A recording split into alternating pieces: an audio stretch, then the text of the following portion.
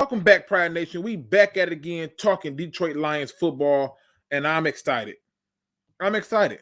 I hope my message was heard. If it wasn't, I'm sorry. I thought it was, but it's the same as always. Please reach out and get assistance. Technical difficulties could have been the issue with that, but who knows? All right. Good people. It says no audio. I can't believe I gave that beautiful message and it didn't have no audio. It's simply put, people, I want you here. You matter to me. I love you. I don't gotta know you to love you. I know that you breathe like me. I know that you bleed like me. I know that you share emotions like me. I know that you're happy like me. You're sad like me. You're frustrated like me. I know that you get anxiety like me. You get depression like me. I love you. And all I'm asking for you to do is simply go out and get help with 3 numbers, 988. Sorry the audio didn't kick in. Did not know that was the case, but hey, we here. People, we got a few days before some things get cracking. And so I decided to shift gears a little bit. Yesterday's show was about the hype train. Today's show is about how to build a successful team and to build on the foundation. And I'll continue to do this until I can show you how we're going to build this winner. Now, let's see who I got in the building with me because I'm going to have some fun today.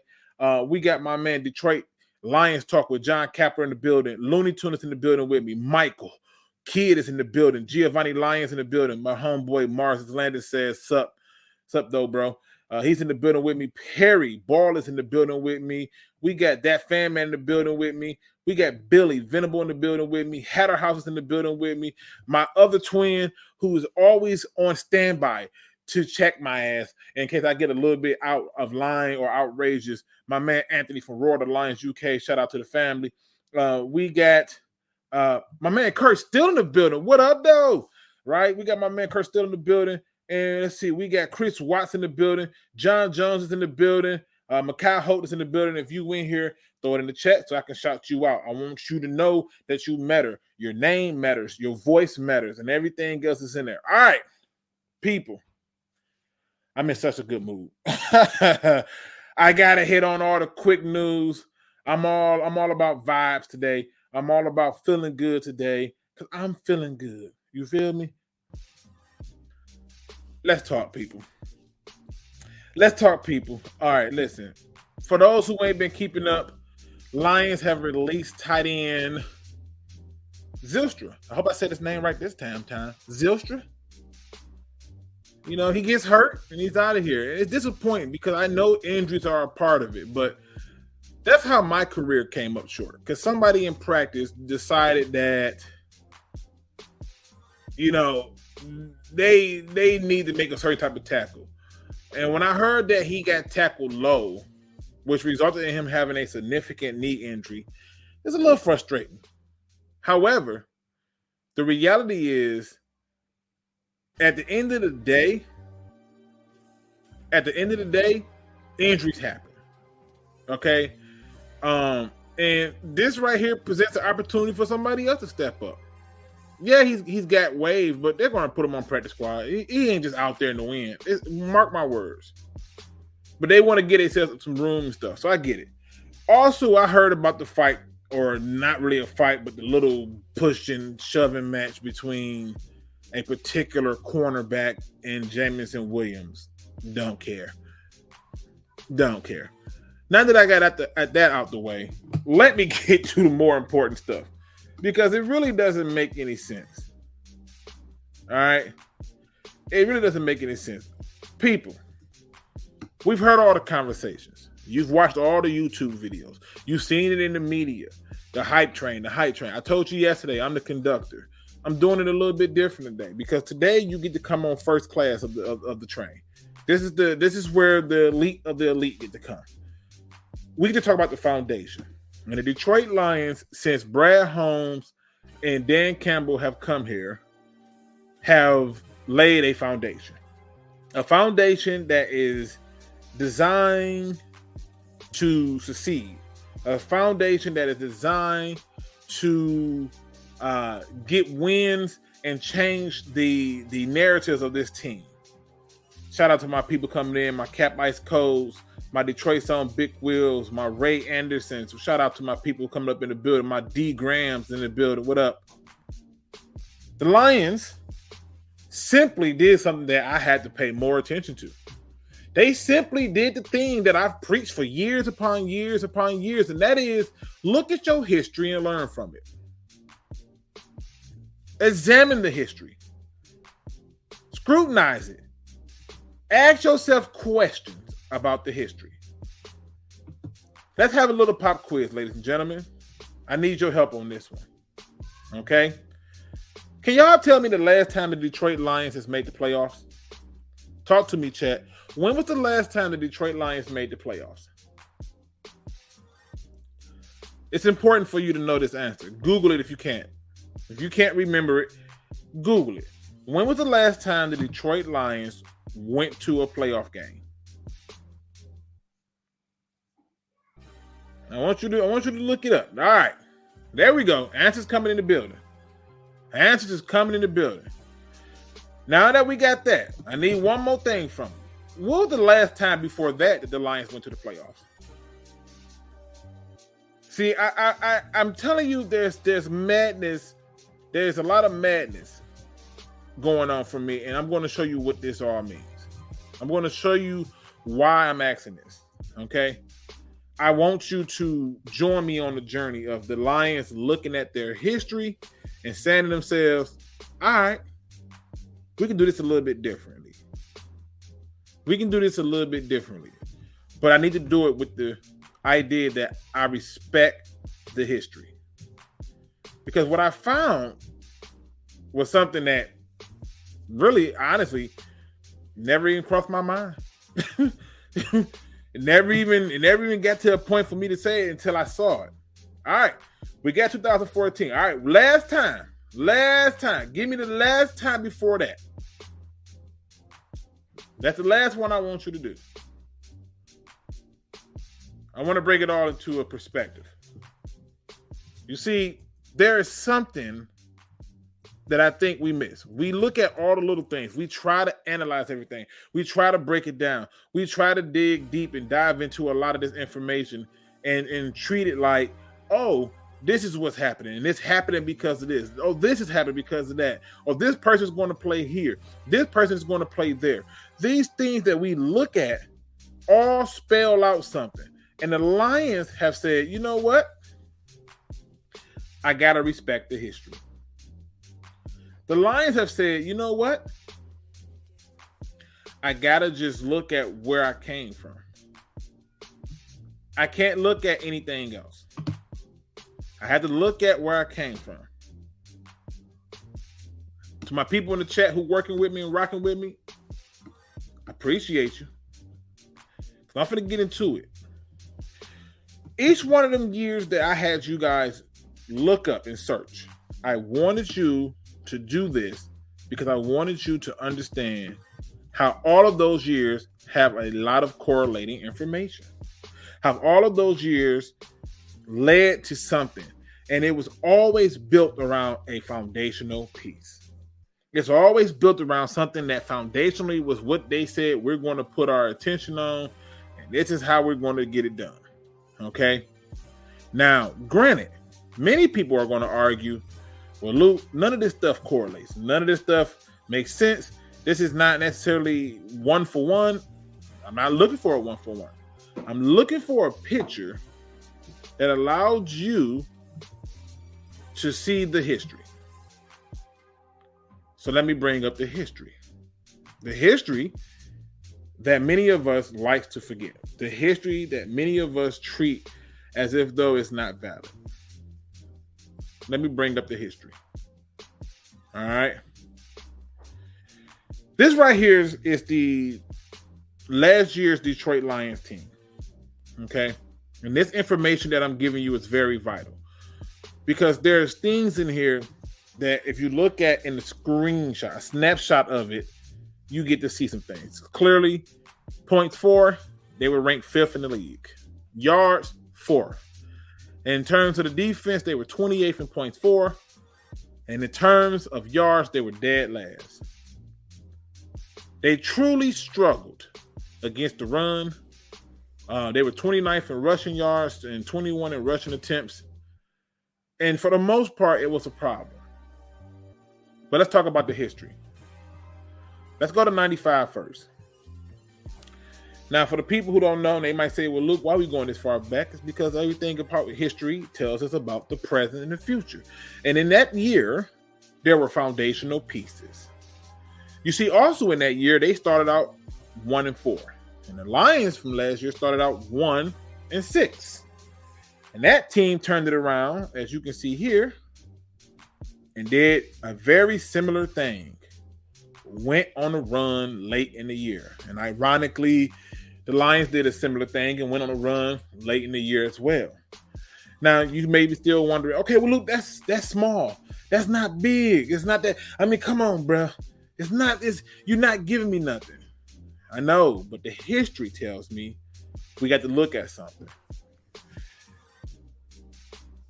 In that year, the Detroit Lions also had a moment that they added some very key players in 95. I went all the way through the entire draft history because I had to see it for myself to see if I was tripping. Their first pick at pick 20 was Luther Ellis. They then took a tight end. They then took Stephen Boyd, a linebacker, and so forth and so on, right? And you're saying to yourself, well, Luke, what does this got to do with anything? Well, they already were coming into the season thinking we got to strengthen the defense and add more weapons for the offense. And as you can see, they didn't have many picks, but a lot of the picks that they went after were offensive driven. They were trying to maintain the offense. They were trying to still bring the defense up to par, and that draft made a difference. But what did they got to do with 95 and 2022? Well, simply, each one of those teams had a foundational piece. And in this case, it was Luther Ellis. Luke, that got nothing to do with us. Yes, it does, because we just drafted what's supposed to be a foundational piece in Jack Campbell.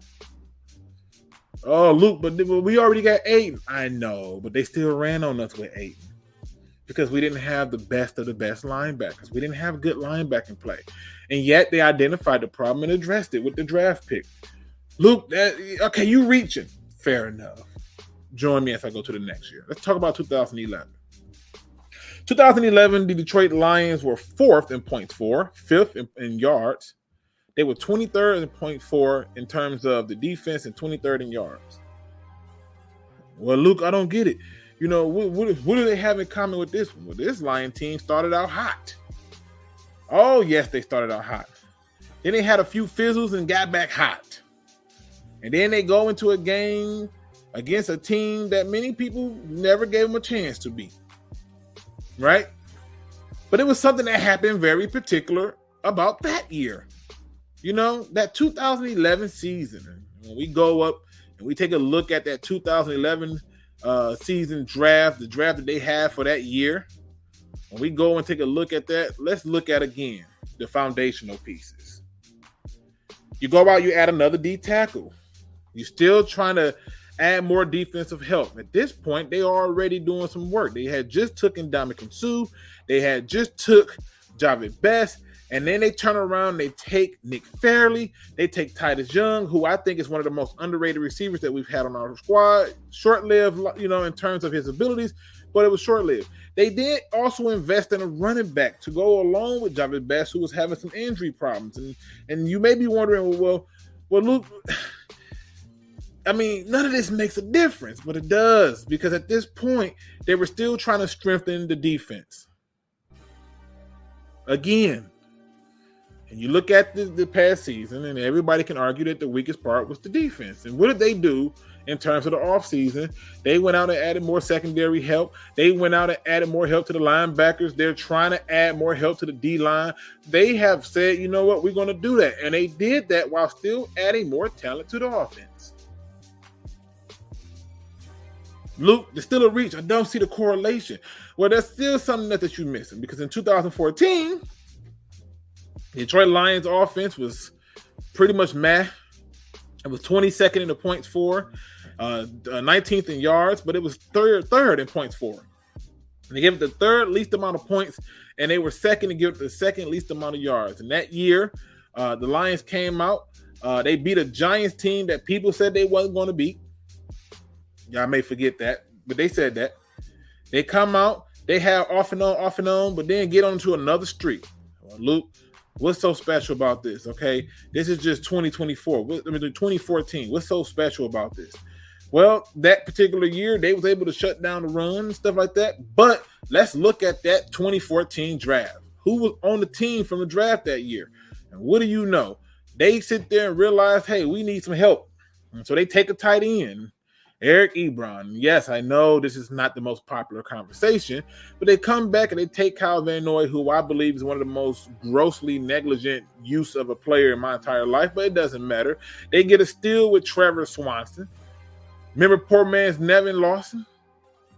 That dude left the league with 1 interception. Shameful. They added Larry Webster. They added another D tackle. They brought in TJ Jones. They did things to try to fully strengthen another side of the ball. And in this case, it was the offense. And again, we're just looking at the foundation of it all. See, the success of these teams were built on their focus into the foundation, which was going to be what they used to push them forward. And then we force ourselves towards 2016. And the offense is still pretty much 24 points, 21 in yards, 13th in points for, 18th in yards. And again, they're still able to kind of do the stopping. But guess what I realized that I did not see in all of those moments where they had success? Every one of these years, they were in the middle of the pack in terms of defense. Minus 2011. They were in the middle of the pack or higher in all of that time. Well, Luke, you said you're talking about the foundation. I am. The foundation is the offense. And they did things to strengthen the offense so that it can aid itself with the defense. And the defense is going to be the complementary purpose of it all. Why does this all matter? In all of those years that they did those mashups, there were games where people never gave them a chance. Another opening day game against the Colts, they were supposed to lose that game. They were not the favorites. Yet they won. And now you look at another situation with the now current season where the Detroit Lions are now going to go against a Kansas City Chiefs game. A team that people said that we should not beat. A team that they said we won't beat. Right? Right? The same people who told us don't look at this, the same people who said don't pay attention, don't see the foundational piece. So the first step to building on foundation is to make sure that not only that you lay it on a good slot of land, that you smoothed everything out, but you checked it for flaws and you fixed every flaw you had in it. And the offense actually had flaws. You had a receiver who's going to be out for the first 6 weeks. We'll bring in Marvin Jones. We'll go and add an Antoine Green. We'll go and bring in a Denzel Mims to give him a little tester and see what's going on. We're going to do things to try to work the flaws out on the offense. We'll add another running back who's going to be healthy and still give us dynamic running like Swift. We'll go out and add a tight end who can find space and then get it done like we did when we moved on from TJ Hockenson. And all these things, they're telling you we're working on foundational pieces. Right? And so when I look at all of these things,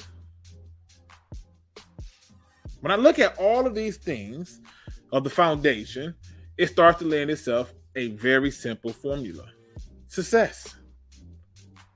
Success in the form of complementing one side of the ball that can still be complemented while focusing on the foundation, while building this team up in a way that allows for it to have success. Now, many people may think I've lost my mind. Many people may argue none of this stuff correlates. But let me just show you. Let me just show you what it is. All right. Take a look at this 2022 season. Because the first thing you will notice is right down here and how they were versus the run. And you look down here, they still give up a lot of big plays in the passing game. And they say, you know what? We're going to add as much as we can to this secondary. We're going to design more clever blitzes. I've seen some training camp footage where I'm like, whoa, what was that? What was that? I'm seeing some things in training camp and in practice where people have literally basically said, if it's coming down to my family, your family eating, I guess yours going to starve. The whole iron sharpens iron thing is lending itself very well. You're getting people put on their back. You're getting people knocked out. You're getting forced fumbles and stuff. The focus is so much there. It all starts with foundational pieces. It all starts with building off of the foundation. You look at this team being so close to the end in terms of their defense and points for and yards. And many of you want to just focus on the last 10 games, but the reality is we go by the whole entire Monty. You're going to buy apple pie, you don't just sit there and say, hey, I'll buy that pie again because the crust was good. The filling, terrible. Crust, amazing. No. You want the whole thing to come together. And when I look at the Detroit Lions and how they went about doing this, even when you go to, like, say, 2016, and you look at foundational pieces, a tackle, a D tackle, a center who's now back. They went out and took a safety who they tried to play at linebacker, but more help on the offense. They continue to show that in their higher-end draft picks that they wanted foundational pieces. Now, it's weird because you see this, many people don't want to point it out. They don't want to say anything about it. They don't like this, right? But all of this stuff lends itself to our history. And the Lions looked at it and said, you know what? Last year, we could do some things different.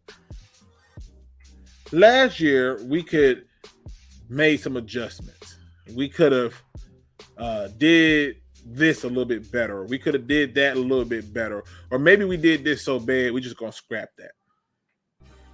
Now, the Lions decided to bring this a little bit differently. Because now they said, hey, the last time we went through the history, which is the other thing I wanted to point out, from 2016, let me get on down here. What do you see that's very interesting down here? Particularly starting with the running back room. You had a pass-catching guy in Theo Riddick. You had another investment in Dwayne Washington. Zach Zenner was your somewhat power guy, your north and south dude, right? You drafted Amir Abdullah because you thought he was going to be shifty. You brought in Justin Forsett so he could be complimentary. You did these things. Your receiving core had pieces. You had Golden Tate. You had Marvin Jones and Anquan Bolden. You had pieces. Let's go and look at 2014. Foundationally looking. You had Drake Bell, your power back. You bring in your other shifty guy and Reggie Bush. A guy who can what? Catch up the backfield and run between the tackles. Sounds like Jahmyr Gibbs. Drake Bell, David Montgomery. The complimentary part of it is so interesting that it scares me. And yes, you obviously had Calvin Johnson, the Hall of Famer, and all that stuff. I get it. But no, you had these other guys who stepped up big those years. You had other guys who came and performed and gave you some type of help in perfection. But let's go back and look at 2011. I want you to see how, and I want you to do this with the same mindset of thinking about who is on your team. Because in 2011, you had a job at best. You had a Maurice Morris. You went out and added a power back in Kevin Smith. You did all these things to strengthen it. But then you had an offense. And just think about this. This was your receiving core. Think about this. You had Nate Burleson, Calvin Johnson, Titus Young was your slot receiver. Think about that. You had games where you saw pieces that mimicked our team now. Well, Luke, but we didn't go far. I know, we didn't have coaching.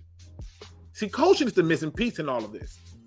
Coaching, and a coach who can demand and have players respond what was missing from all of this. You go down to 95. Just come on, take a look. Yeah, you had Barry Sanders, but your quarterback was Scott Mitchell. It wasn't nothing to write home about, but he was there. He showed up, I guess. I think he participated. Look at your receivers. Johnny Morton, Brett Perryman. Herm Moore was still there. But Luke, I'm still having a hard time saying how this correlates. Because now when you start to really dig, you start to go on down and look at the defensive side of the ball from 95. You look at the defensive side of the ball that your team got right now. You start to see certain things. Like a linebacker and Chris Spellman, who end up taking over certain things and being present for you. You go out and get a Jack Campbell, who's supposed to kind of fill a similar role, right? You go out and you still have a safety in Benny Blaze. And for people start going and say, well, we don't got a Benny Blaze. It's called Branch. Branch has no problem sticking his neck in there and trying to knock your block off. That's the word I'm going to use. He doesn't have any problems being disruptive. I even seen him practice with Kirby Joseph want to lay some wood now. Tracy Walker don't seem to be a way to shot from it. But you had pieces. And now all the pieces never made sense in general. Many of these names, most of us forget about. Most of us don't think about it. I bet any amount of money, if you were to go back to 95 and tell somebody, hey, we had a guy on our team literally named Henry Thomas, who had 10 and a half sacks, you'd have called me nuts. That's a D tackle. That's a D tackle. You would have called me nuts. Or look, how did that have to do anything else? Go through every year. Join me through the journey. Y'all remember Stephen Tollett? You remember when we added him? You already had Levy. You added Stephen Tollett. You added Justin Durant. And to be honest with you, if you really want to look at it, Justin Durant and Malcolm Rodriguez, two speedy guys, pretty much saying. DeAndre Levy. Stephen Tollett, you got your guys, you got your pass rushers. You remember when we added Chris Houston? That was a guy we added in free agency. You had the safety in Louis Delmas. You added guys like Kyle Vander Bosch to the line. These are things that we don't look at, don't remember, and don't want to. But they all lend themselves to help us. They all did things. They're not the names that you believe are always going to show up, but they were there. You go to 2014. Come on down to and take a look at it. You add Tahir Whitehead. Alex Anzalone. Still had DeAndre Levy, right? But you added people like Glover Quinn. And you may be wondering, well, what's the comp there? Y'all don't think I forgot about Chauncey Gardner-Johnson. A guy who comes in with a vocal point, who can lead them and put people in the right position. And he was moving all around. He'd be over in the slot, be over in the box. I mean, this dude was all over. You had that type of help. You had that with James. I'm not going to play with his name. Not going to play with his name. But you added players that gave you something. You had a George Johnson who can give you something. You had people that can give you something. The foundation was laid in such a way that it gave you something.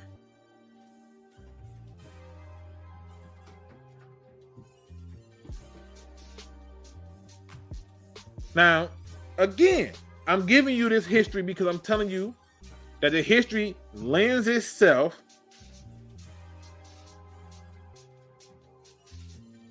to something else. All the history is the same, minus one piece. The guy that was leading it, the head coach. The guy who was leading, the head coach. Pay attention to the history. We only looking at playoff years. Your linebackers weren't always lit. It wasn't. Your D-line wasn't always setting it off. It wasn't. You look at a lot of these teams, there was a lot of players who were role players who got it done. But the person leading them all the time didn't have it fully. Let's look at one more year for reference. Then I'll let y'all come in and tell me how crazy I am. 2016 come. You had a guy that I thought was absolutely trash in Tavon Wilson. But you never lost Glover Queen.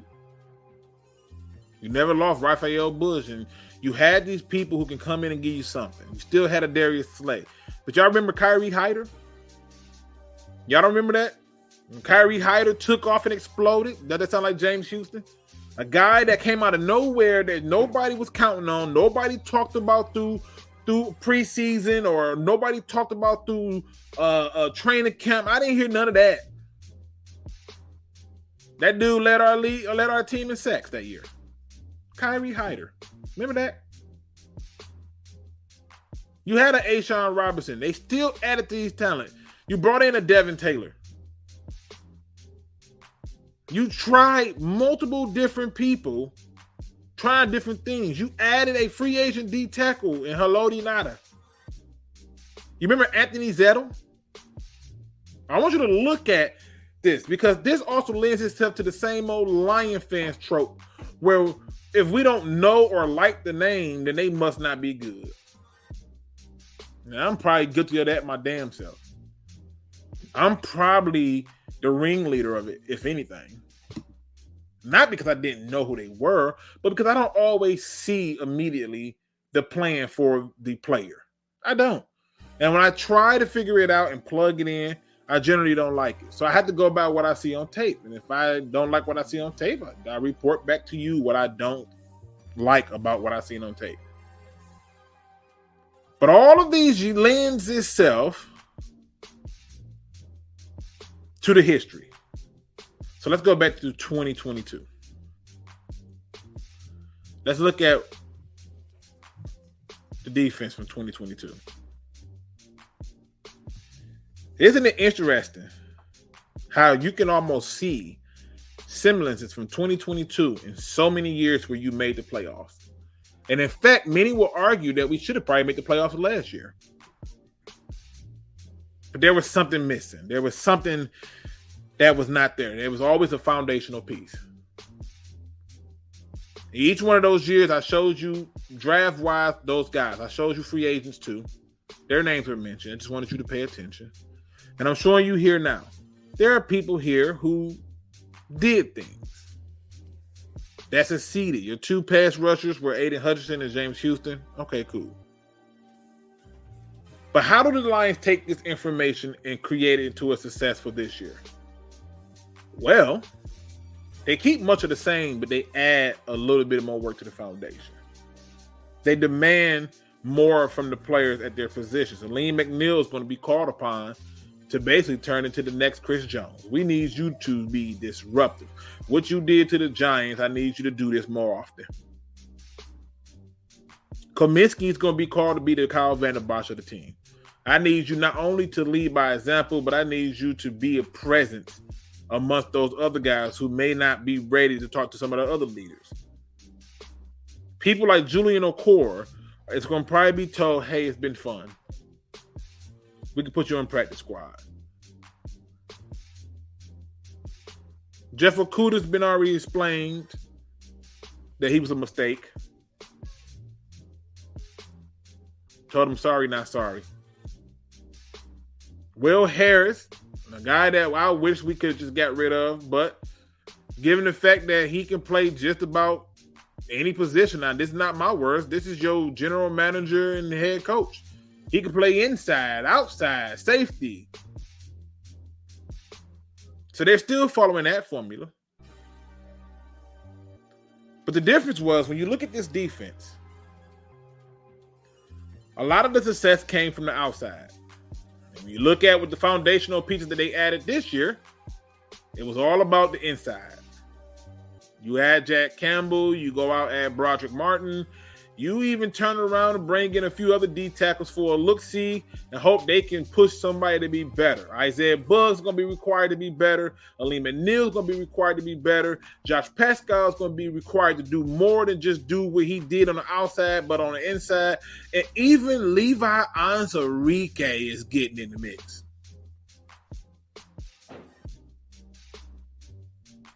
They're learning from their history.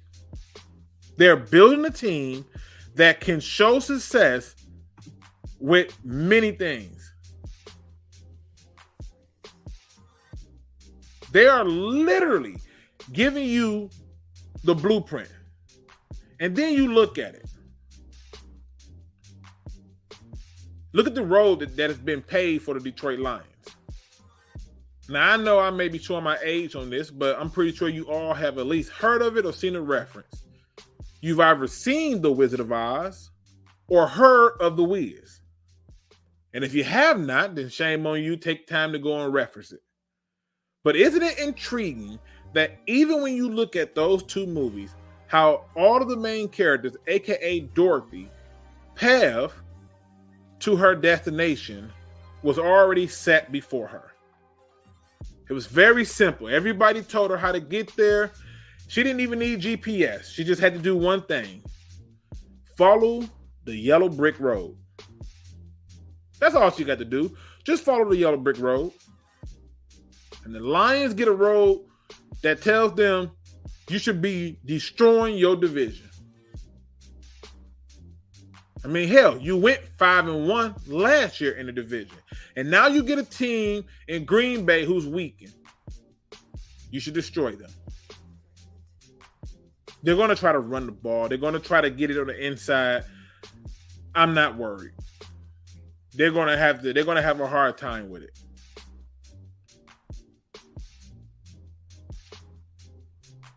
They're going to tell you to disregard the fact that there's turmoil over there with the Vikings.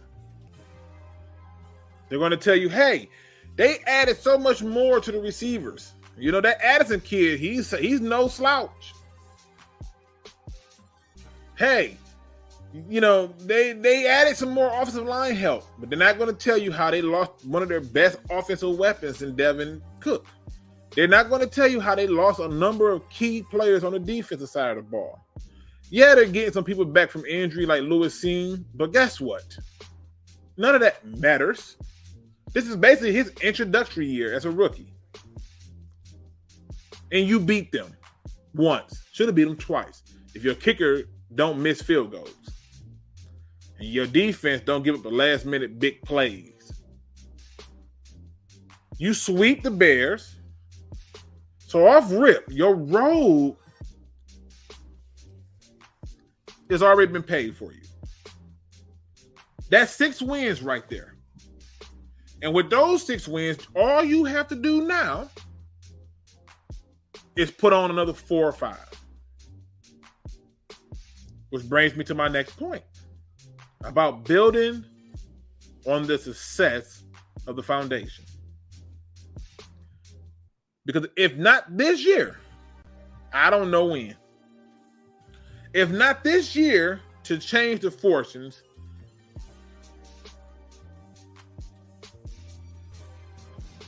if not this year to change the fortunes of this team, I don't know when.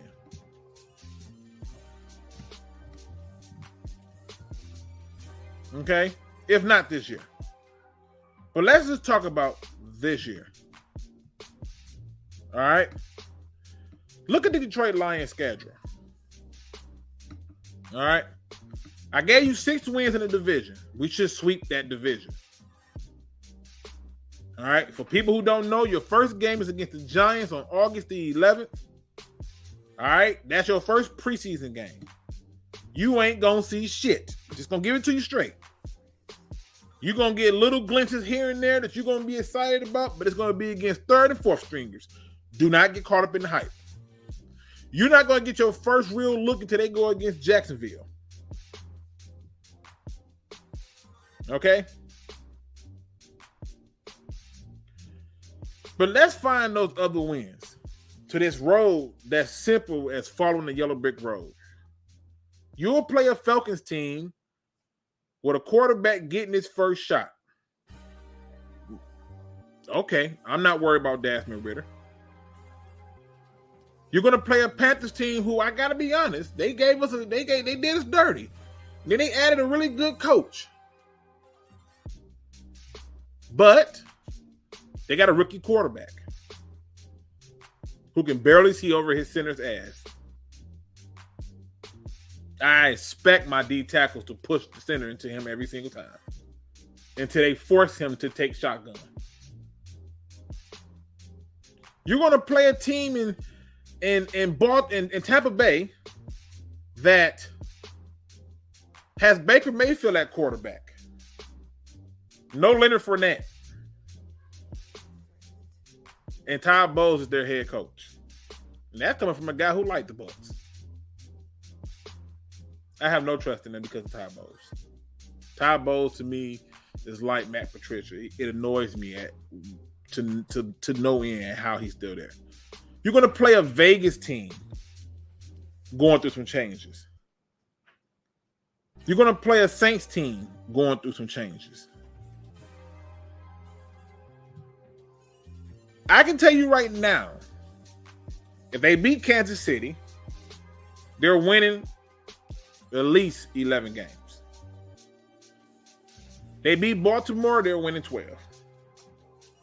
Because there's at least 4 more games that I can put to my 6, just looking at the schedule, based on our foundational pieces and based on the fact that the Lions are further along in their build than many people may suspect.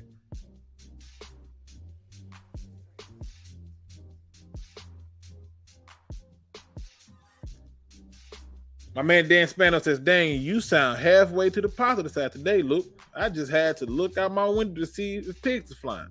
I'm always positive. I'm also realistic.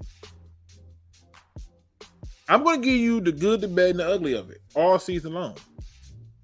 If you just believe that you're going to come on here and get a bunch of rah-rah Kool-Aid, nah, that's not my style. I got to give it to you the truth. The truth might be stranger than fiction. But I'm telling you right now, I told you I'm the conductor of the hype train. I watched a media outlet praise the Lions from high heaven on everything they did and then pivot. Not just one, not just two, not just 3 of them, multiple.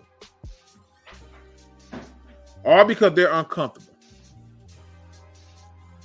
What's going on, Dan Talks Football? That's my man Dan over there. We're gonna be talking about that first game because his favorite team is the Kansas City Chiefs. So we're gonna talk about that.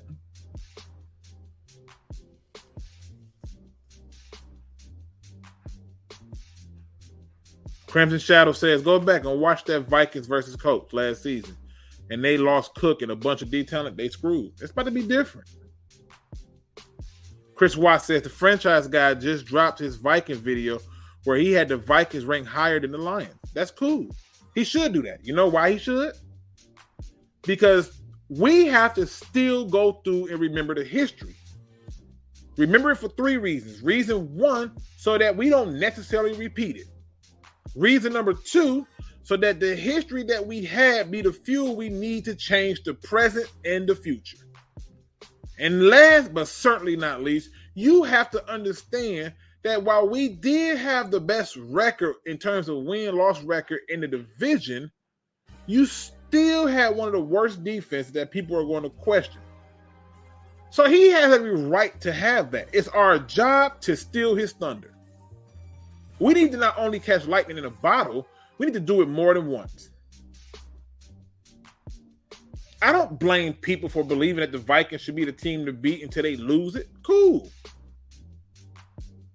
If you seen that Spencer Crawford fight, a lot of people thought that it was finna be upset alert. So things are finna get different. But until you prove it, you don't get benefit of the doubt. I'm just telling you the history says that we're on the right track. The history says that we're learning from the mistakes and improving them. And each time that happened, the history says that we lined ourselves up to be in a better position to succeed. And I respect history.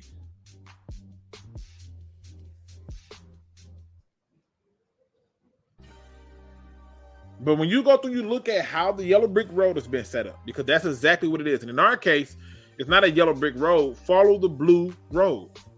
Follow the silver and blue road. Because it's lending itself to a direction of success. And the other thing that you're going to see is we should have enough depth that even if you have injuries, it should be enough to carry us for a playoff win.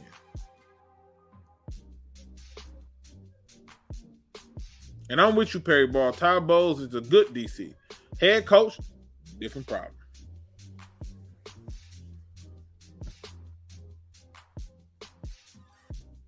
All right. So let's look at something. I put the link out there for people to join me. I'm on a vibe today. The foundational pieces that they've done, the history tells me that we're headed in the right direction. The history tells me that the Lions, literally, based on the moves that they made,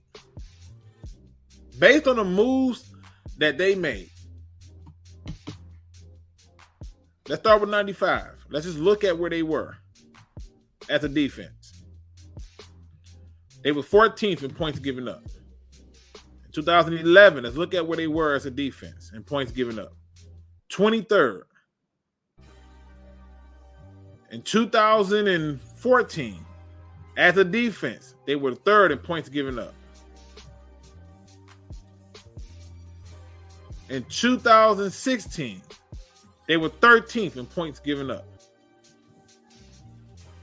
They literally are telling you that if we find a way to be 16 to 23, we not only in the playoffs, we in business. You win the division, you can get more likely to get a home playoff game. Think about that, people. A home playoff game in Detroit. When's the last time we had that shit?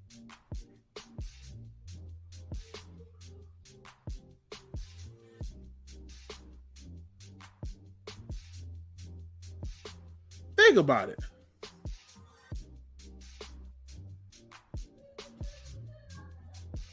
Think about it. You have a chance to not only wipe out a lot of your history, but to reroute it and change it. You got a chance to make it happen. Now, Dan asked a very good question. And again, the link is in the description. Feel free to jump in and talk to a brother. I'm all ears. But Dan makes a very good question.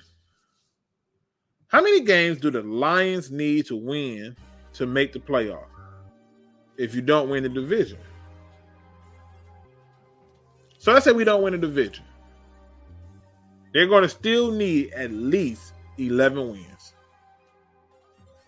They have to get 11 wins. Think about it, right? You want to put pressure on everybody else to have to do something. If you're not winning the division, you tell me the other team got 12 wins. I don't see the Vikings getting 12 wins. I don't see the Bears getting 12 wins. I don't see the Packers getting 12 wins. But to make sure that there's pressure on them in the event that they find a way to get 11, let's match that record with 11.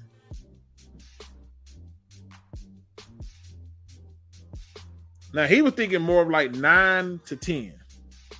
I think you got to look at the way the thing plays out. You have to have a good conference record. You have to have a half-decent division record.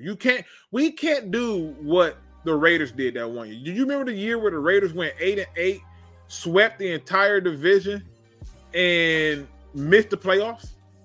You remember that year? Where the Raiders they had a really good thing, swept the damn entire thing, and then the Chiefs, who had 10-6, went on to the playoff because they just did not get enough conference wins and the numbers didn't add up. But if they had 10, if they could have found 2 more wins somewhere, The Raiders is in the playoffs. Swept the division, and it just didn't work. My point I'm trying to make is that the Lions themselves are in a position with a road that puts them in position to not only win the division, but win the division on top of a playoff game, with an opportunity to win at least 2 playoff games if they can manage to keep themselves alive with a rushing attack. You just got to follow the yellow brick road.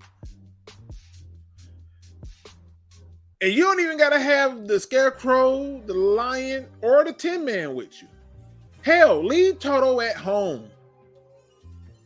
You don't need a single media outlet to support you. All the Munchkin people who was out there trying to support Dorothy, and you took out the Wicked Witch. You can do that this year. You can take out the Big Bad Witch, which is your drought of a playoff win. You can take out the Big Bad Witch of your drought of a division win. You can snuff the damn evil witch swiftly. You don't even need the Munchkin people to lift you up. The Munchkin people is the media. They already so-so. They was only happy because they felt like she had liberated them from her. No, we don't want your sympathy. We're just gonna show you better than we can tell you. But expectations only get bigger from there. And foundationally, you're gonna have a linebacker. You're gonna add more D-line help. You're gonna add more cornerback help. You got guys who can play multiple positions, which means you can scheme up some stuff.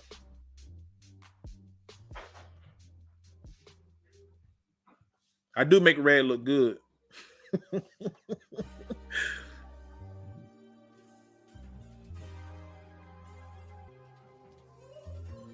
My man, that fan man says, the Wizard of Our reference are not coaching for the Detroit Lions when Kyrie Lion is a lame stereotype of our franchise. You forget that Lion got courage when it needed it the most. Yeah, it was scary, but it still took action when it needed it the most.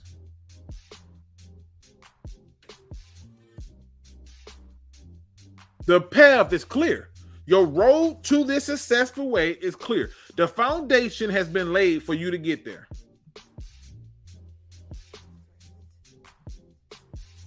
Yeah, my country side came out a little bit. Injuries stopping the run. The Lions play hard games in and out are the keys to the season. Should be. But the reality is this. It started with the history. The Lions really did do their homework. I don't think people understood why I was so hyped about Sheila taking over as the owner. People laughed at me for saying like she can tax. Go and look at the den. It's an hour and 30-minute video. Go and look at how they describe the use of each player. They was very transparent. Oh, he's a project guy, but I think he's got a lot of upside.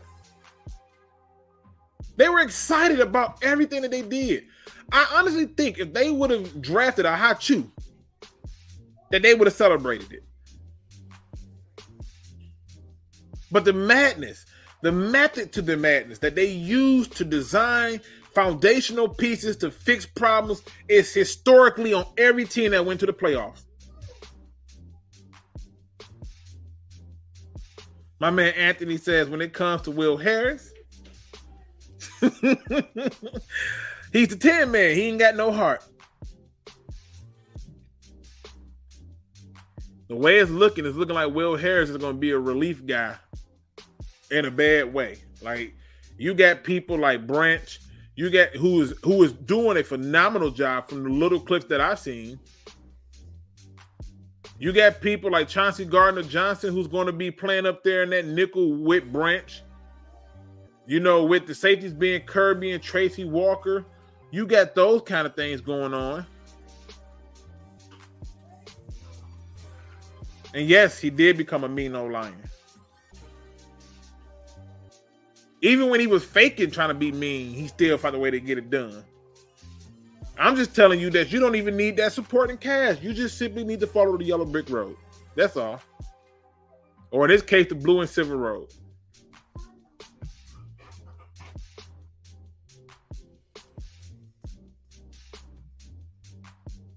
So again, I'm looking at patterns. I'm looking at history. I'm looking at all the things that's lining up. I'm looking at the foundational pieces for success. Step one, go and look at the foundation that you laid already and make sure that it's perfected. The foundation that they laid already was having an offense that can put pressure on people. And they added to it when they brought in Jahmyr Gibbs. They added to it when they brought in Laporta. They added to it when they brought in Marvin Jones. And they keep on adding people. And yes, does it irritate me at the number of offensive players? It sure as hell does. But I also understand what it's like to make sure that foundations are perfect. Because if you know anything about a house, a garage, a shed, that foundation that it sits on is everything. Let me bring in my first guest. Because we're going to be doing a whole lot of talking, especially with that first game coming up in the opener. My man Dan talks football. What up, though? Oh, man, Luke, I'm number one. You're number one. Oh, man, thank you so much here, man. Listen, I saw some things. Hold on, Luke, I messed up here. I dropped the ball here, and I had the sound on YouTube, and I had the sound on making an echo. I apologize about that. No, you're good. Thanks for having me on here. Listen, man. So you just got done mentioning you're looking at the history, you're looking at the trends, and I want to throw something out there. I just want to make this quick here because I'm seeing a lot of 12-5 sweeping the division and everything. So let me throw out some trends, some numbers here.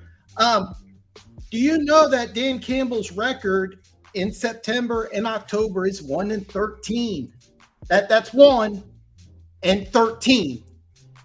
I'm looking at Aaron Glenn's defense over the last two seasons. I'm looking at the 31st in points allowed and 28th and dead last in yards given up and dead last in first downs. I'm looking at this schedule. And when I look at the Detroit Lions schedule, the game that really stands out to me, and this is a must-win game in my opinion, it's going to sound nuts, the Vegas Raiders game. It's Monday Night Football. It's the day right before the trade deadline. And also week 9, you have a bye. Let me ask you this here. You come out to another slow start, which has been the trend of the Detroit Lions, right? You come out to a slow start.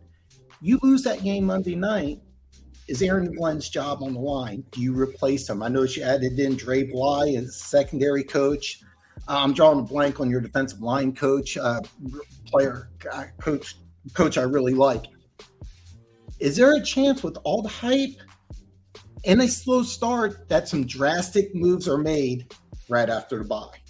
If you believe we get a slow start, I don't believe that. I believe we beat the Chiefs. Okay. I believe that we beat the Falcons. I believe we beat the Packers. I believe we beat the Panthers. I believe we beat Tampa Bay, and I believe we beat Vegas. So even if you go through and you look at that, I got the Chiefs, Falcons, Packers, Panthers, Tampa, and Vegas. That's 6 wins right there. Yeah, that's it. Yeah, you're in great shape. Because that first half of the season, I think the game that I've circled, and it's a must-win game, that Monday night game, October 30th, because if you do it traditionally, you've done. I mean, look at the defense. You're going to have 5 or 6 new starters in that defense. Aaron Glenn, I know he's a popular guy and everything, but look at what he's done the last 2 years. It's been a terrible defense over the last 2 years. You're going to have 5, 6 new starters. Jameson Williams, he got that gambling thing, which we could talk about and everything. I mean, bottom line, he's going to be gone those 6 weeks. I don't need him though. I don't need him for those 6 weeks. And I hate to be the bearer of bad news, but the Lions had the number 1 scoring offense and didn't have him at all in the first 9 games of last season. So we don't need him. Like people forget, we played with a lot of teams. We played with the Buffalo Bills. We played with the Eagles. You should beat Buffalo, right? Like we played with those teams, right? And when you go through and you look at it, right? Let's be honest, right? You a Kansas City Chiefs fan, right? Oh yeah. Are the Kansas City Chiefs a run first team or a pass first team? No, they're passing team. Okay, and what's the thing that the Lions just upgraded right now? The biggest upgrade to them. Oh, the biggest upgrade. Well, you know, in my opinion, I think it's secondary. I mean, 100% it's secondary. You added some 3 new pieces. I love Brian Branch. I thought that was just a fantastic pickup. I mean, but I'm just saying, it's 100% the secondary, right? Mm-hmm. So if the secondary is already the biggest part, you are already a pass first team. That plays into our strength. So here's what I'm looking at though. I'm not sold on Aaron Glenn. You don't have to be. Yeah. You know why you don't have to be? Why's that? You don't have to be because all Aaron Glenn had to do is get them to be middle of the pack defense. And I believe that's very achievable with the way a lot of these teams play.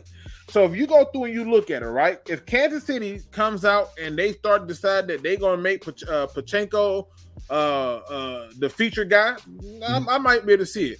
But when I look at the last couple of seasons that Aaron Glenn has been here, I never felt that defense had the proper talent or personnel to do the things that they asked them to do. In fact, that was one of the biggest arguments that they were having was about like, look, you want me to do what? And they were switching things around. But when you go through and you look at Seattle, who apparently just not only lost Kenneth Walker for a significant amount of time, but they also lost the guy they just drafted out of UCLA. Yeah, Charbonnet, something. Charbonnet, right? Yeah, okay, so they're going to be limited in terms of a rushing attack. And so now what that means, you got Geno Smith with DK Metcalf, Tyler Lockett, and I'm drawing a blank on the other damn receiver name. You know what? They make fun of me because I can't get his name right. Me neither. I can't either. Ohio State receiver. JSN. Okay. You know Ohio State guy. I know who he is. You know who he is. Yeah. But you talking about those receivers going into week 2 in Detroit. They're not playing. They're not having the travel. They got 10 days of rest from that game against Kansas City before they play on the 17th. To come home and play Seattle, that's a win. Well, let me ask you this though. Just flip it around though. Flip it around. Let's say you start off 0-2. Just go with me here. You go 0-2. Green Bay gets revenge. Baltimore gets revenge, and you go into that Raiders game and you're 3-4. All right, you're 3-4. There's a lot of Lions fans out there that feel like you do that are saying 6-2, 12-win team. Let's say you flip it around and they're 3-4. You lose that game on Monday night against the Raiders, a very winnable game, a big time game, a prime time game. You go into that bye week at 3-5. Does somebody get fired? Do the Lions make a bold move? Because it's right before the trade deadline. I think that of all the teams in the NFL that could make a trade this year at the trade deadline, I'm looking at the Detroit Lions as a team that could make a trade. They could say, hey, look, we've used a lot of draft capital over the last 2 years to build up a really, really good football team. Let's add something, just like the Rams did 2 years ago, adding up Von Miller. Is that a possibility, or am I just, hey, because I'm outside of loop, am I just out there in left field? Yeah, if you look at the screen, you notice that, the incredible Petty Luke is trying to stay out of it. He's trying to, I keep telling him no, he wants to come out. But the reality is this. I'm just asking Lions fans. The reality is this. It's about, the question you ask is based on a scenario that I think lends itself a certain response. Even if they're 3-4, going into that bye week, if they win that game, they're 4-4, right? Okay. All right. So let's just say at that point, the Raiders game's a must-win game. Let's say they lose that game in this scenario. Okay. Let's say they lose that game. They're 3-5, right? Yeah, yes, that's okay. All right. Just stay with me. They still got 2 games against the Bears. They go 5 right there. They still got a game against the Packers. They go your 6th win. They still got 2 games against Minnesota. They go 8. They got a game against New Orleans. That's 9. Right? No. I'm pretty high on the Saints. I don't see that as a win at all. I would see that as a loss. Really? Oh yeah. I think the Saints could probably be the second best team in the NFC. So you buying the Derek Carr love? Yeah, I'm really high on the Saints. I love the defense, and I think the offense will get it done. I like the Jamal Williams addition there. I think that was a good move for the Saints. And Alvin Kamara will be done with this suspension. I think he'll be fresh. Now my opinion of the Saints is probably different than a lot of people, but I'm very high on the Saints this year. I think at New Orleans, I see it as a loss. Okay, so you have it as a loss right now. But in your scenario, I'm showing you where I believe that there are winnable games on the schedule still. Oh no! I'm not saying there's not. So even with your scenario, let's say they lose that. So even if you look at that, let's say we go past that. You telling me how many wins you got them doing? Let's go through. Here's the thing. Now I told you that in September and October, Dan Campbell's 1-13. Yeah, but that's subjective. That's subjective for two reasons. That's subjective. Better at the second half. See, I think the Lions could start slow. And here's what I'm worried about when I look at the Lions. They're going to be better after the bye. Jameson Williams is going to get involved. You're going to have all these free agents that are going to be integrated into the system. I think the Lions could start slow. Here's what I'm worried about is because the hype and the expectations are at an unprecedented level. I apologize. I just did the video on the Lions and I'm drawing a blank. I think it's 93. Is that right? The last time they won the division was 93? 91. 91? Okay. I should have known that, but it was 91. Okay. So over 30 years and they're favored across the board to win the division. What happens if they start off slow again?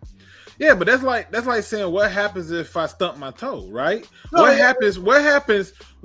This I think. I understand the numbers that you're giving, and you want to point out Dan Campbell's record, right? But you're not also pointing out the context behind the record, right? You're not pointing out the fact that this is a team that was taken over in that first season with a bunch of nobodies on the goddamn roster. I'm talking about nobodies. I had no respect for the people on the roster. I just didn't, right? And on top of that, you look at that season and you look at how they responded with a bunch of nobodies. They still gave people hell. They put a lot of people into a stress test and made them bad. The second year come around, yeah, they were in a lot of games. Yes, the defense was a hot trash of a joke, right? But they still didn't have enough talent. They still didn't have enough talent to make it work, right? So even with that, all of that you're saying lends itself to different parts of the context. In the first year of his thing, that was his first season. The second year was his second season, and he's under the only have part of the time with his new coordinator, which was Ben Johnson. And so that defense, which they tried to do some things with, they didn't address a lot of the things that I would personally want them to address. But none of that has any bearing on it, right? Because guess what? Nobody cares about that stuff, right? If you go through and you look at the if you go through and you look at the history of a lot of teams, nobody gives a care about that history. The Dallas Cowboys got shitty ass history. They got less playoffs wins than the Carolina Panthers. I can care less about the history, right? What I'm telling you is learn from the history, because history also tell you that bottom finish could go from worst to first. There's always one. There's always one. But the idea of a slow start, it sounds like to me, you believe they're going to start off slow. I don't. Everything tells me they won't. Just follow me, and I can put your theory to the test. All right. Let's say they lose to the Kansas City Chiefs. They're going to go against a team in the Seattle Seahawks. Who's the starting running back? Oh God, I'm hopeful. If you're a Seahawks fan, I say I'm hopeful, but I am a Seahawks fan. Okay, I'm also a Bucs fan too. You're hopeful that Kenneth Walker will be there, but beyond Charbonnet's not. I don't know the Kenneth Walker situation. From what I'm hearing, he's not going to play in the first preseason game. I think they're hopeful that he's going to start the season, but I'd be lying. Let's say he play that game, right? Are you saying that you think the starting running back is going to be him? I don't know. That's a good question. That's something I would definitely follow. Okay, but I do think that's going to be a good game. I really do. What I want to point out though is that Monday night game against the Raiders, that's a must-win game. You know why it's not a must-win game? I really think it is a must-win game because why it's not though, Dan? You go into the bye you could be below 500, and I think you could have a knee-jerk reaction. You won't. And the other part of it is this, Dan. The reason it's not a must-win game is because of two reasons. One, it's non-conference. Two, at the end of the day, they're not having a slow start. And if you were to go through, if you believe that they're going to lose to Kansas City, fine, right? I think they're going to beat Kansas City. But if you believe they're going to lose to Kansas City, I'm telling you, as a fan of the Seattle Seahawks, they're beating them too, because they have some problems. And it's not just sleight of hand problems, it's problems. And that same team had Kenneth Walker last year. They did run the ball well. They did a lot of things well, but we lost that game because our defense couldn't stop the run up the middle. I don't see that being a problem now. That's where you go out and you add a linebacker like Jack Campbell, right? You go through, and I see you in the back, Anthony, hold tight. You go through, you look at the next game, right? The Falcons. You high on Desmond Ridder at the quarterback spot? The Falcons are kind of an interesting team. No. Yes or no? Yes or no? Desmond Ridder is a question mark. I love him coming out of Cincinnati. Yeah, but yes or no? Yes or no? Are you high on him? I can't give you a yes or no answer. I think he's the future. I think he's the future of that team, though. Okay, so wait. Really so even you have to admit that there's that outside of Bijan Robinson, you ain't really looking like they about to be about that life. All right, so that's two. So even if they lost to Kansas City, they go 2 wins right there. Now they go on the road to play a Green Bay Packer team with Jordan Love. You high on Jordan Love? No, me and you have known each other for a while. You know I was never high on Jordan Love. All right, so that's 3. Now the Panthers can be a question mark because they can run the ball. They do have it. However, I do believe that there's going to be some issues with the quarterback in center exchange. However, the other part of it is this. This time around, we're going to gear up to stop the run. I think Frank Reich is a good coach, but that could be a trap game. Let's say hypothetically I get them a loss. They're still 3-2. Tampa Bay. I'm a Bucs fan. I'm telling you right now. No.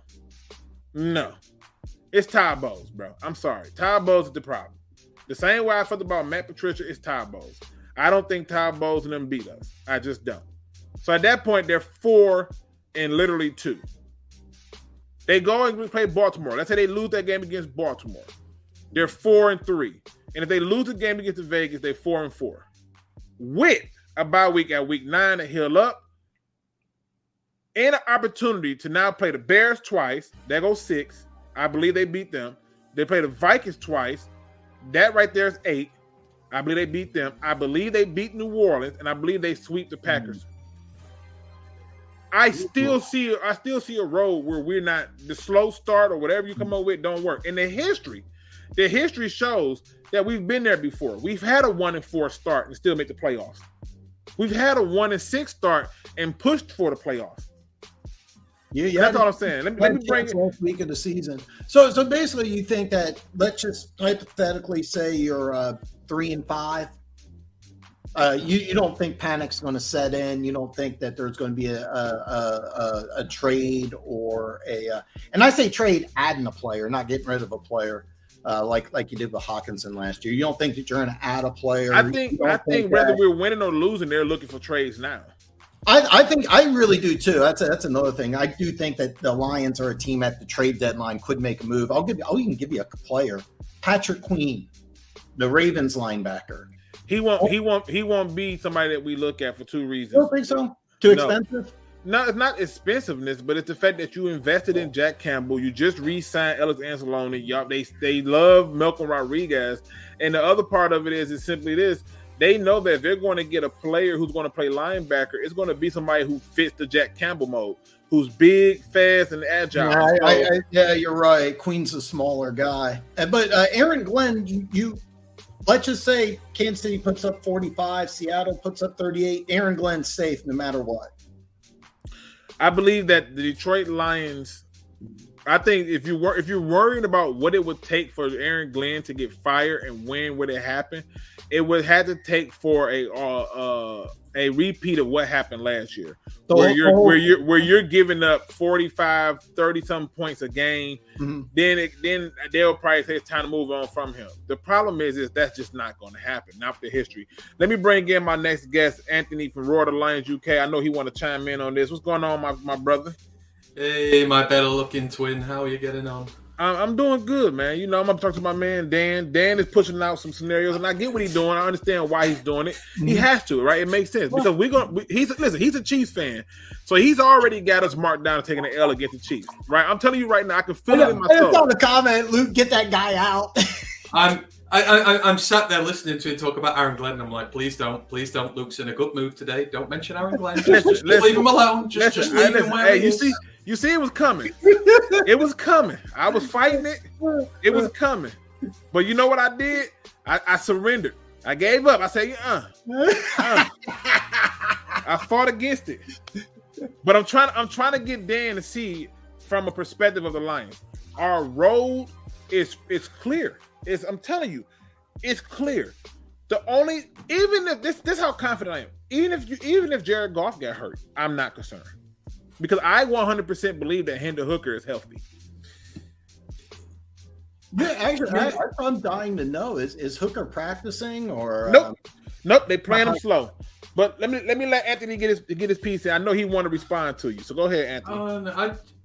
With Hooker, we'll leave Hooker till later. But I mean, listen, the slow starts. I've been thinking about this, and yeah, the first 2 seasons, the starts have been slow. But you know, you do have to take the extenuating circumstances into account here. Year 1, you got a trash roster. You've got one of the worst rosters in the NFL. Period. It's the first year of Brad and Dan. They've only been in since January.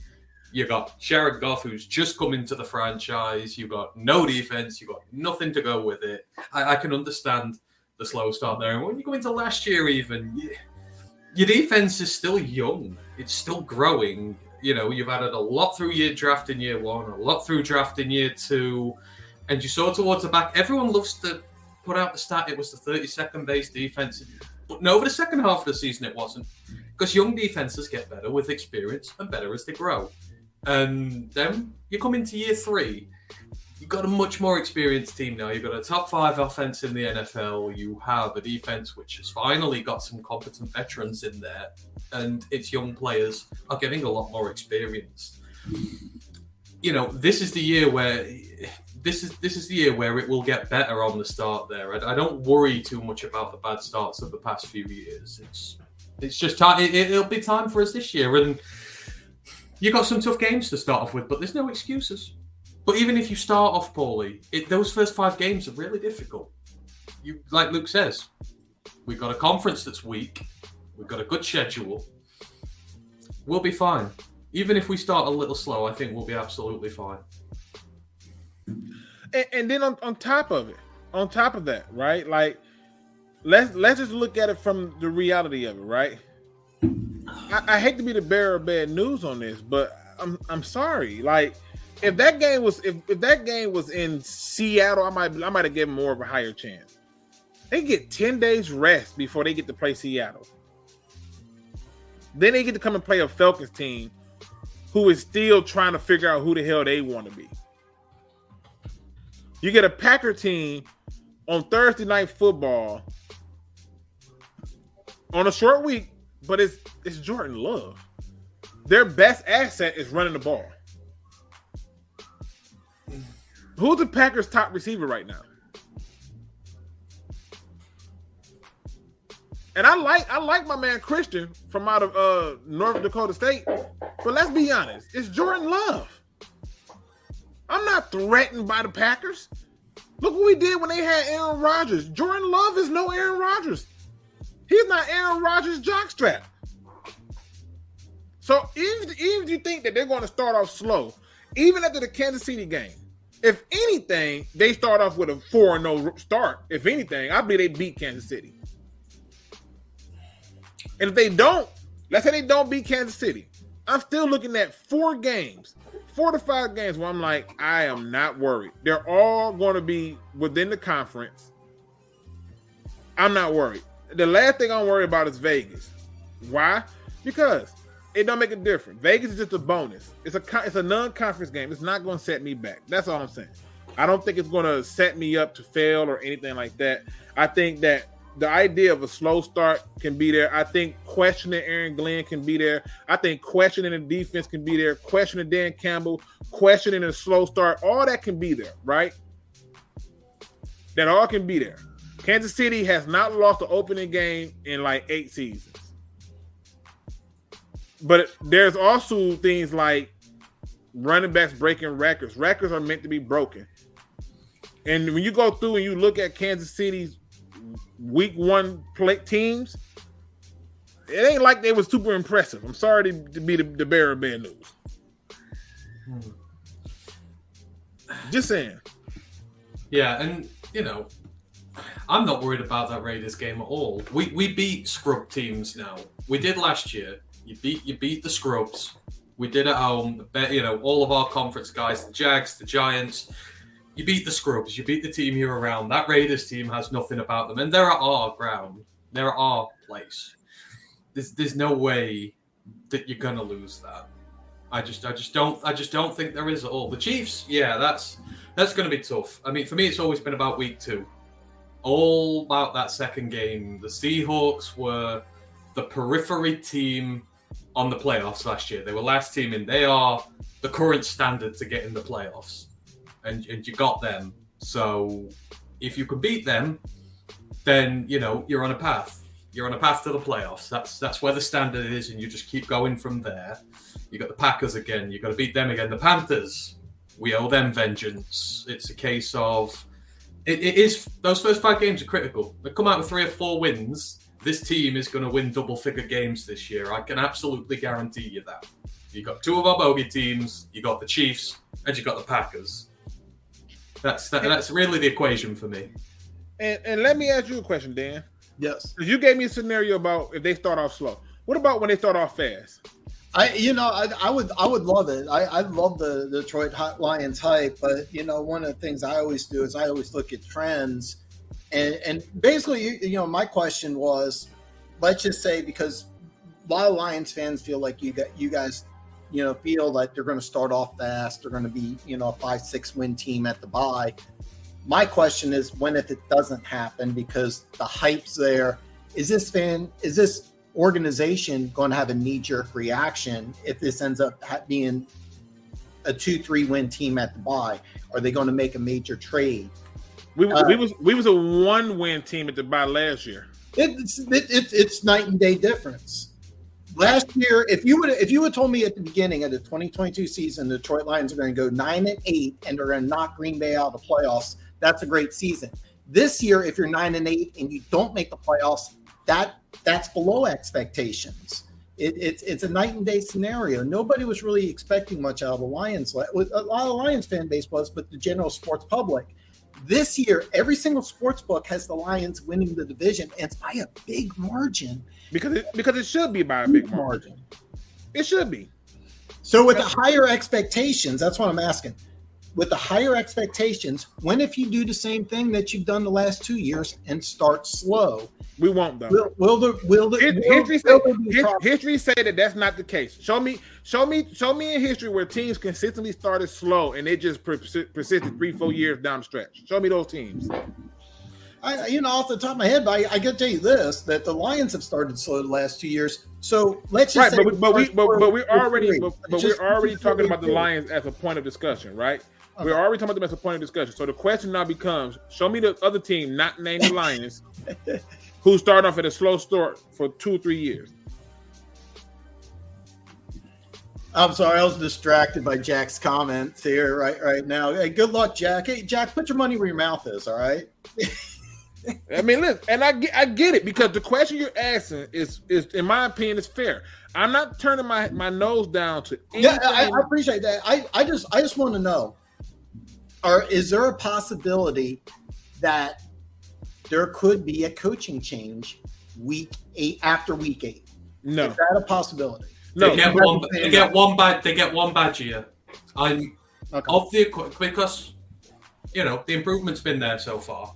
You get one badge year, and then you look at the change. That'll be, unless we're getting swept by 30 every week and it just all completely blows up in our faces, then they will. I mean, if we start slow, I'll be angry. This is kind I think most people would be. I think that's rightfully so because, we've seen this team and the development path it's on. The question is, can they deal with the pressure this year? Can they win games? It's all mentality. This has nothing to do with talent this year. We have a team that is talented enough to beat the Chiefs. I mean, we do. It's do they have the mentality to go out there with big teams like that and put in the performances when it matters, when the expectation is on them. And that is Campbell's thing this year. He's got to prove that he can just do more than install grit. He can install the winning mentality. And so far, signs are positive. They did last year. Yes, it wasn't under pressure, but not many teams come from 1-6 to win 9 games. And that is a big mentality change. And you've seen this year, they're convincing good players to come here. We've got the best team in terms of depth we've had in forever. This team is better than anything Caldwell put together, like by a long distance. And if you can't do it with that, then questions will be asked. But let me just say this, Anthony, because I wanted to chime in on this because I was going to say this, and I'm still going to do it because I got more to just this. I think not only does history show that we won't start slow, but go and look at teams after a Super Bowl win, including your Kansas City Chiefs and their opener games those seasons. Go back and look at the history on that, right? And then when we talk about this, they're 8-0 in opening games. Let's look at who they went against. Arizona Cardinals last year. Whoa, way to have a challenge there. The Cleveland Browns. Whoa, you really bucking at the bark there. The Houston Texans, the Jacksonville Jaguars, the Chargers, the Patriots, the Chargers, the Texans. Who the hell did y'all play? Well, the Patriots were coming off of a Super Bowl win. That was an impressive win. Arizona was where were they, like 10-6 the year before? I mean, they went to they were a playoff team. Detroit's not a playoff team, so you can knock the Cardinals. You can do that, but they were a playoff team. In 2022, what were the Cardinals? What were the records? In 2021. In 2022, what was the they were a playoff team. Detroit's not a playoff team. But you know the NFL is what have you done for me lately? But your team didn't make the playoffs. But you know that the NFL is what have you done for me lately? What was the Cardinals' record in 2022? So here's the thing. You mentioned what have we done for me lately? And I'm just pointing out that if you guys have another slow start again, is Aaron Glenn, is this somebody who could get fired? Because year 1, the worst defense in football. Year 2, bottom 5 defense. Is there a chance you guys make a move mid-season? Somebody brought in Sport Gamer there. I completely forgot you guys had John Fox. Anthony Pleasant was the guy I was trying to think of. He's the defensive line coach. He's the guy I think that you might want to move to. But the problem that I'm trying to point out to you is this. The reason you don't want to talk about the Cardinals team on what they did this year is because they were hot garbage and they were 4 and whatever, right? Yeah. And on top of them being hot garbage, everybody and their mother saw that they had success at one point in time. But when you go through and you look at these teams, and it's easy to go backwards and try to make a case and say, well, we beat a guy who was a playoff team just a year ago. But the reality was that team was fraudulent, just like the Vikings are a fraudulent team. They were very fraudulent last season. And if we can look at them, they were a playoff team. I don't care about that record stuff when I can tell you I watched those games and I can tell you that these teams were not good teams. So hindsight's always 20/20. And when I looked it up, I didn't see a single thing because I did research this.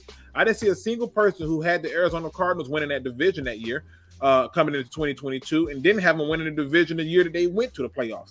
And on top of that, I didn't see anything to go to it. But when you go through and you look at this whole entire record of 8-0, and this idea that they're going to start slow, well, if by slow meaning that they beat the Kansas City Chiefs and then come back and take care of the Seattle Seahawks, then so be it. No, I mean, 1-1 would be I think, honestly, if I'm the Detroit Lions and I start the season 1-1, I think that's a pretty good start, to be honest with you. So, I mean, this start thing, I don't think there's much credence to it. We're not a team who's traditionally started bad, even under Matt Patricia. His teams were known for starting well and then fading off. I mean, 2019 we were 3-1, 2020 we were 4-4.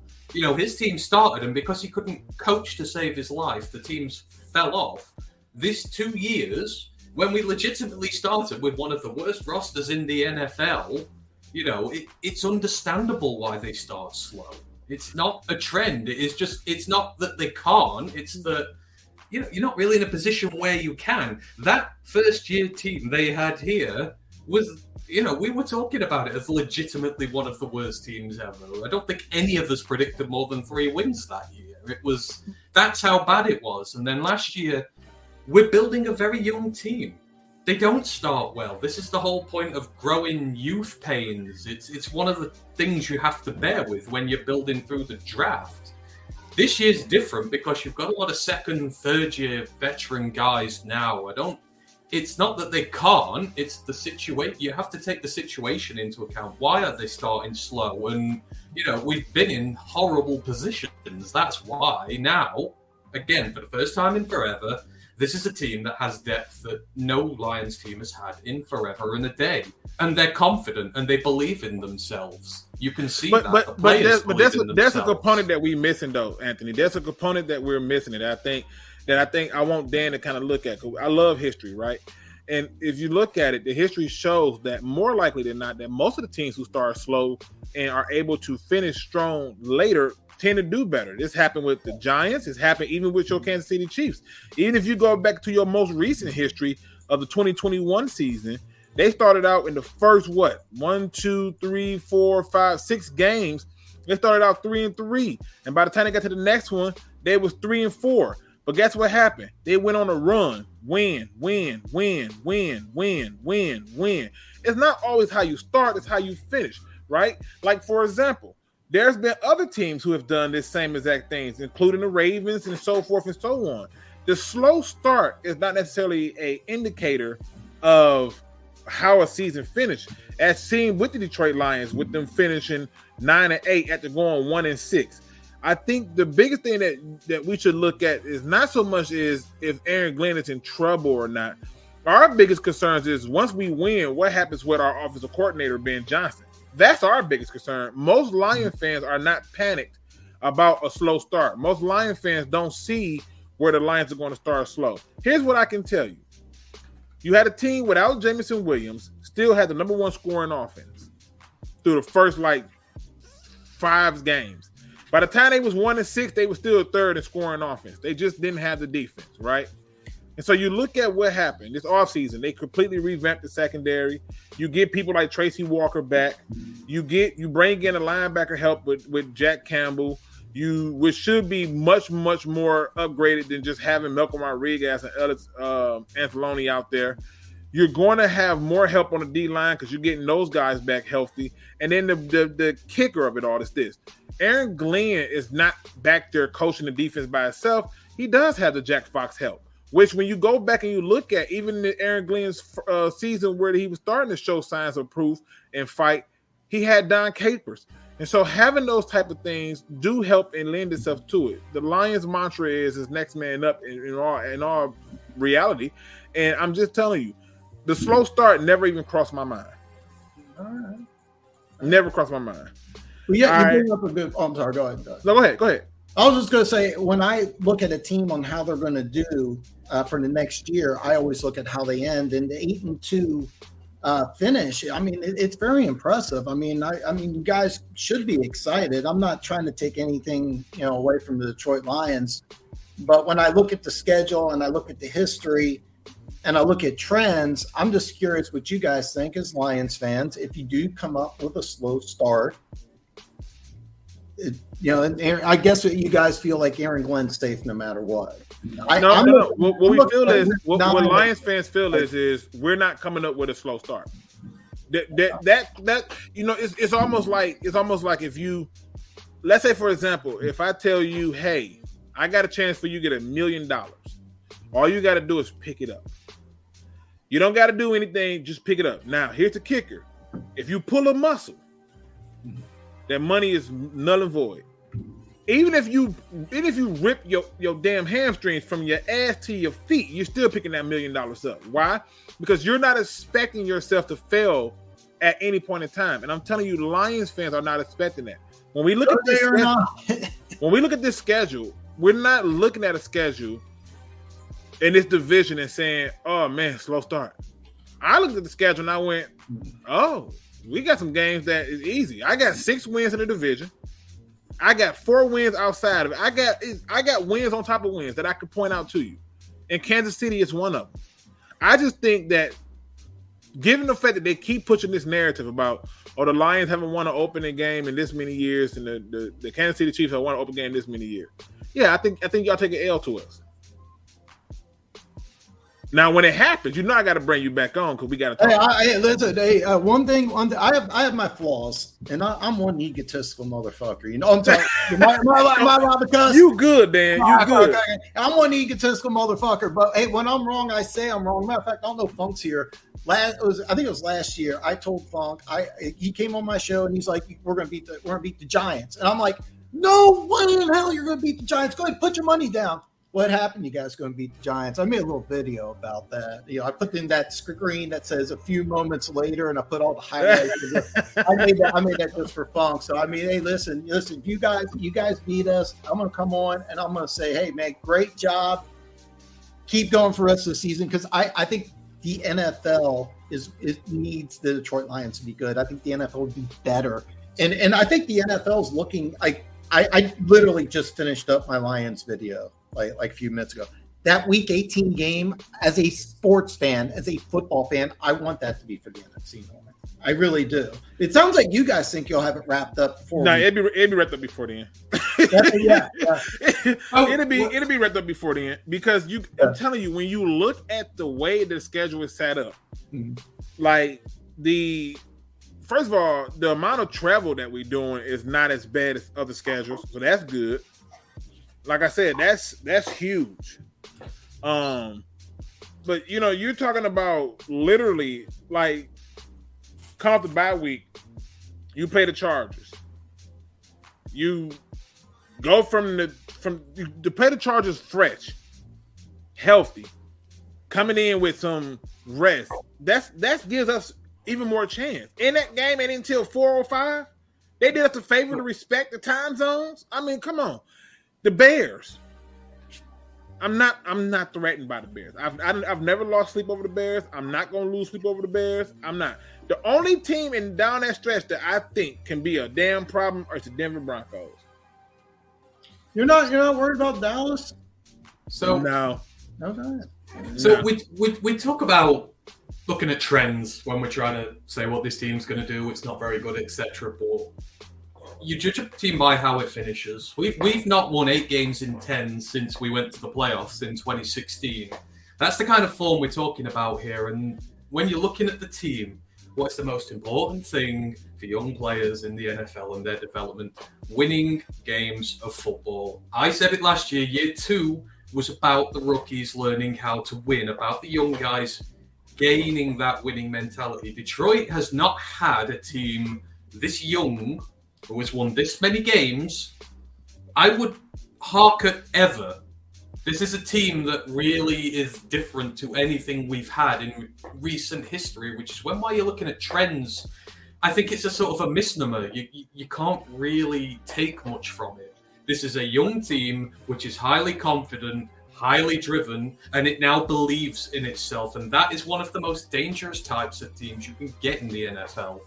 And, teams it's going to be coming up against, like Lou says, we should be scared of nobody in the NFC North at this point. And they're not scared of anyone. They went 5-1 last year against the NFC North, despite the fact they started 1-6. It's, that's belief. That is knowing that you're better than your opposition. That is knowing that you've got the skill and the talent. And where we were weak last year, we've strengthened. The secondary was the weakness, not the D-line. The secondary is now rife with great players in their prime, which is also something Detroit has never had. We've had has-beens and cast-offs and injury cripples and all that sort of stuff. You've now got guys who, CJ is one of the best at his position in the NFL, period. Cam is, one of the better corners going. He's emerging. He's in his prime. You're mixing that with young, hungry talent that knows how to win games. That is a very dangerous team. So you can't look at the precedents of past failures. Matt Patricia's teams were never like this. They were just full of overpaid has-beens who didn't give a damn. you cannot compare those sort of Patriots way. stats to this team because there is more talent in every single one of these guys here than anything Patricia had in his 3 years here. Full stop, period. Depth, guys who want to be here, guys who want to win, guys who care.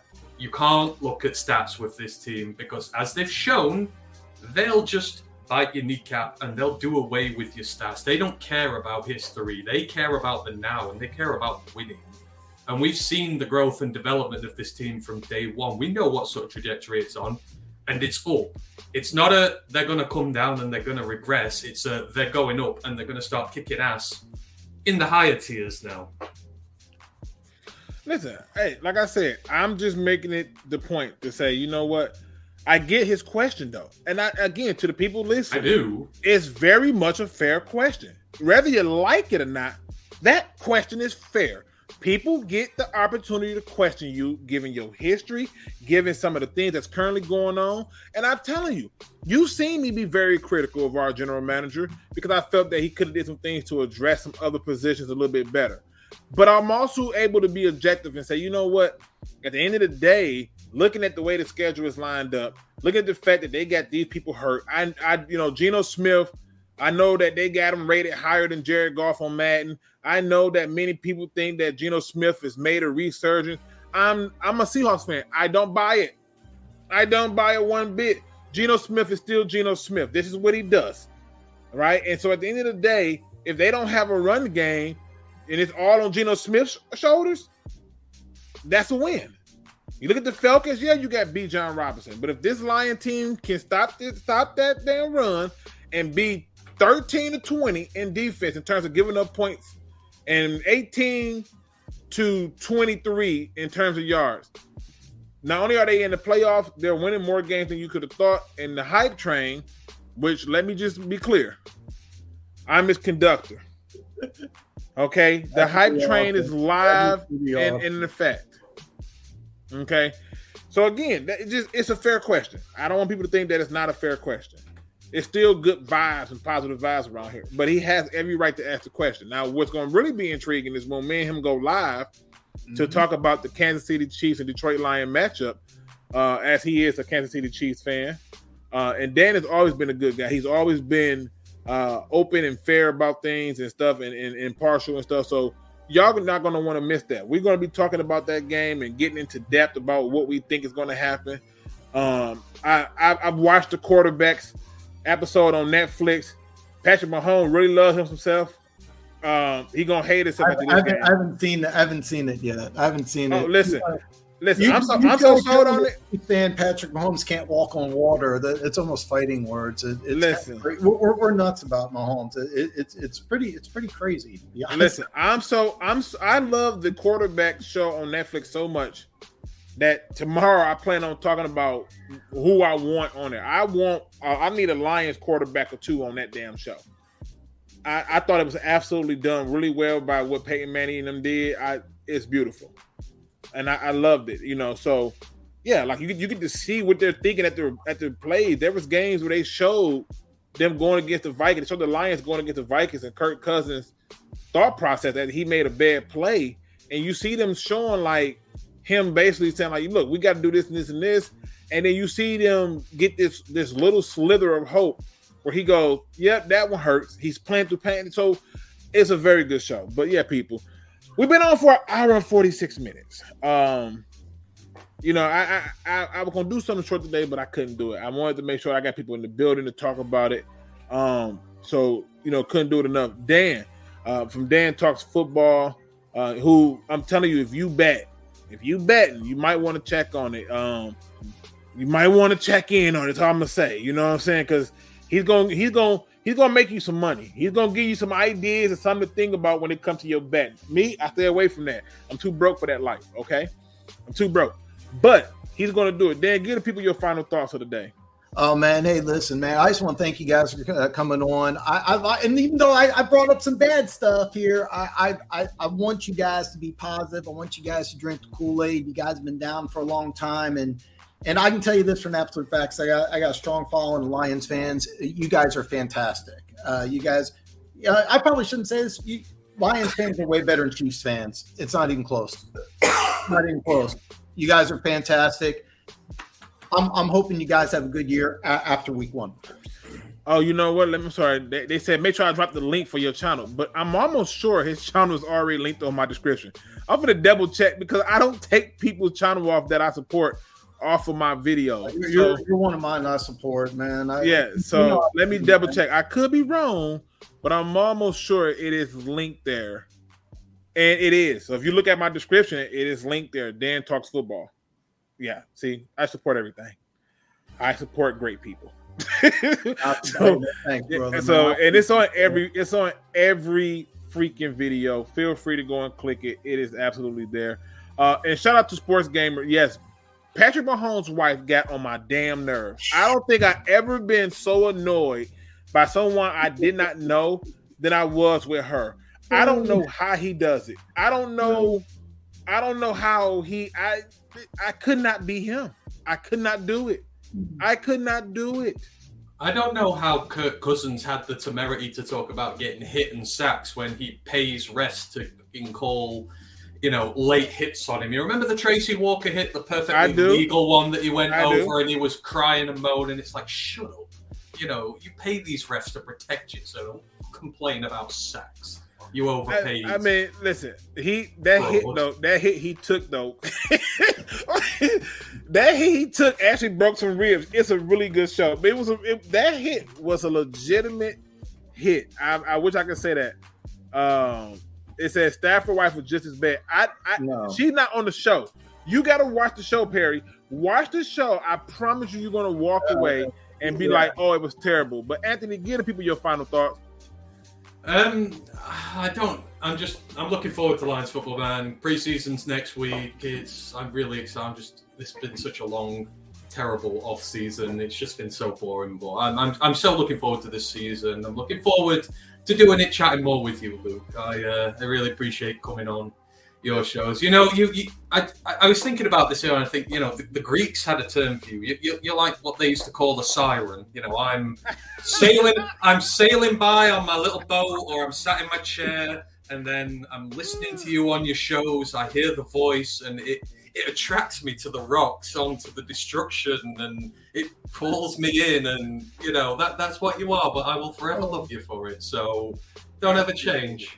I appreciate it. My goal is to always give people raw truth when it comes to this team, and I can also give it to you from all sides. My goal now is to understand, hey, there's ways we can do it. See, I believe that we can't talk about how they're going to lose all the time. We can't talk about how they're going to win all the time. You need to be able to tell me, how do you see them losing these games or winning these games, or what do they need to do to prevent losses and wins? They're going to lose some games that they shouldn't lose, and they're going to win games that they should not win. Starting with week 1, they should definitely win that game. But, me and Dan will get into that later. And starting off with the other part of it, I want to give you true, direct facts about it. So, again, it's a vibe thing for me today. I was in a good vibe. But, yeah. People, you know me. I can't end the show unless I do it on a positive note. I want to thank Dan Talks for showing up, every single person who came in and rocked with me. I want to thank Anthony for coming in and showing up and showing some love. Because y'all don't know it, but I guarantee you it's late as shit where Anthony is at right now. Anthony, what time is it? Oh, man. It's 10 to midnight. There it is, gentlemen, and he's always supportive. So him and Matt and everybody, man, everybody just they show up, man. I gotta hit my man Scott up. It's been some hip hop music. I gotta get in touch bases with him on, because I wanted to get his opinion on what he thought about it. That dude puts me to shame about hip hop. This dude is a historian. But today, people, let me give you my positive quote. It's very simple. I don't know who said this, but it was spot on. In the gym, the weights doesn't get easier to lift. They don't get lighter. You just got stronger. In life, events don't get easier to handle. You become better equipped to handle them. You just got stronger. Keep growing.